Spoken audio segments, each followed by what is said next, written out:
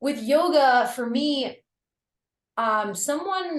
this trainer pointed it out that my spine was starting to curve, and he said this was the onset of scoliosis.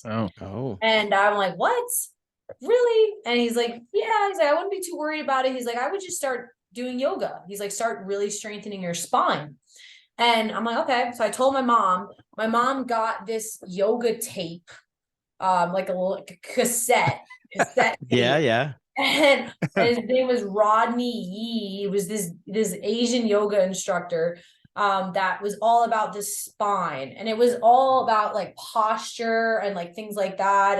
And a lot of the yoga video was done like on a chair, like just like certain movements. And I was intrigued by it, and I kind of kept going down that rabbit hole.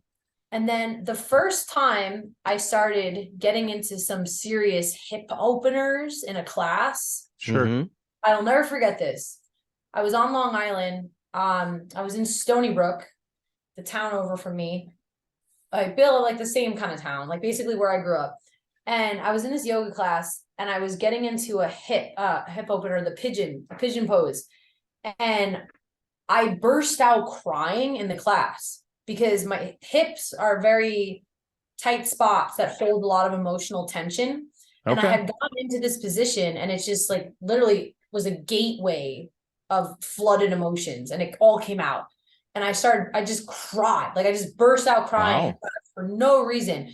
And the teacher came over to me and she's like, "Are you okay?" And I'm like, I just kind of looked at her, and she's like, "Did you just have like, did you have a moment? Did stuff come out?" And I said, "Yeah, it did." And she looked at me, and then she smiled, and like I acknowledged it, and I was like, "Okay." I was like, "Now I Wow. understand," you What a know? powerful moment. Yeah. Yeah, it was really, really cool. And I mean,